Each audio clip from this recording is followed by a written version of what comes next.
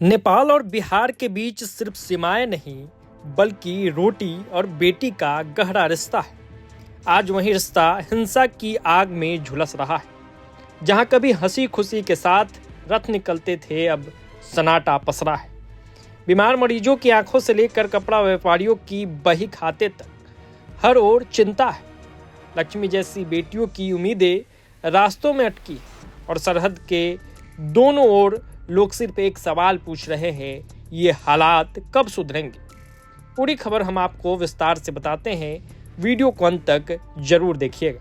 नेपाल और बिहार में बेटी रोटी का संबंध है। रोटी मतलब व्यापार, बेटी मतलब रिश्ता।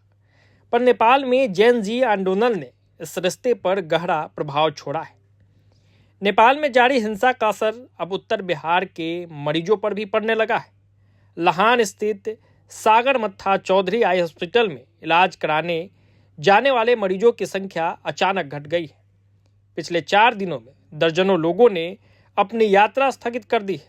नेपाल में हिंसा से मुजफ्फरपुर का सुत्ता पट्टी कपड़ा मंडी के व्यवसाय पर काफ़ी असर पड़ा है। यहाँ से सबसे अधिक कारोबार नेपाल में ही होता है। नेपाल में दुर्गा पूजा मुख्य पर्व है। इस मौके पर सबसे अधिक कपड़ों की बिक्री होती है।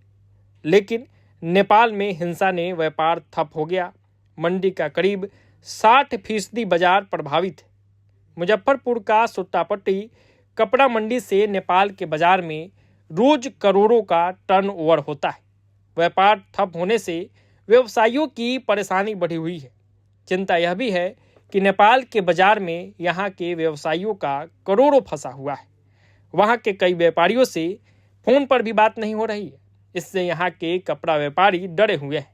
व्यापारियों का कहना है कि नेपाल यहाँ के कपड़ा व्यवसाय की रीढ़ है। दशहरा से पहले वहाँ 100 करोड़ से अधिक का कपड़ा जाता था, लेकिन फिलहाल व्यापार ठप पड़ा हुआ है। ई स्टेशन छे, एकोटा आदमी ने कतौ नजर आबि रहल छे। की बात छे? अब क्या न गेलिए, हमरा गरीब आदमी छी, भैंसी चरबै छी आ बस रहै छी, बैठल छी। स्टेशन पर कोनो पुलिस नहीं?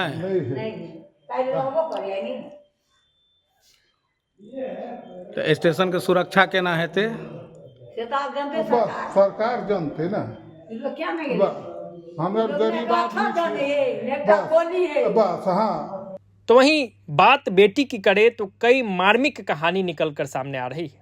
शादी के 40 साल बाद अपने मायके के लिए दिल्ली से आई लक्ष्मी देवी के चेहरे पर मायूसी साफ दिख रही है। जब वाराणसी से निकली थी तो हालात सामान्य थे। ट्रेन में कुछ जानकारी नहीं हो सका, पर जब जयनगर आई तो नेपाल में हो रहे आंदोलन की जानकारी हुई। लक्ष्मी देवी को काठमांडू जाना है। बताती है कि शादी करीब 40 साल पहले हुई, पर वह अब तक वापस मायके नहीं जा सकती। और जाओगे आए कहाँ से? दिल्ली से आए। दिल्ली से? हाँ जी भैया। आईडी है सबके पास? नागरिकता है? सबके पास है। तो आपको पता है? आपको जाना किधर है? कहाँ? पता ही नहीं था। सिंधुली जाना है। रेल में चढ़ने के बाद पता चला।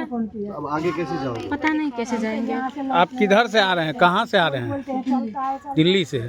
जाना है सिंधुली। तो अभी तो दिक्कत होगी, अभी तो हर जगह बंद है। हाँ जी, पता ही नहीं था। रेल में चढ़ने के बाद पता चला बंद है पूरा। होना गया, पता ही नहीं था क्या करे चढ़ने के बाद। तो नाम क्या हो गया? राशन कार्ड दिखाएंगे। तो वहीं इस उग्र आंदोलन से लोगों में डर भी व्याप्त है। नेपाल आंदोलन से सीमावर्ती क्षेत्र के लोगों में दहशत है। लोग रात जाग कर गुजार रहे हैं। बाजारों में वीरानी छाई है। नेपाल के अधिकांश सरकारी कार्यालय या तो बंद है या फिर वहां वीरानी छाई हुई है।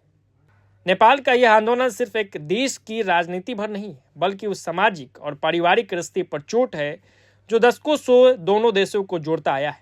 व्यापार ठप है, रिश्ते अधर में लटके हैं और सीमावर्ती इलाकों में दहशत का माहौल है। अब लोगों की उम्मीदें इस बात पर टिकी है कि हालात जल्द सामान्य हो और नेपाल बिहार का यह अनूठा बेटी रोटी का रिश्ता फिर से मजबूती के साथ खड़ा हो सके।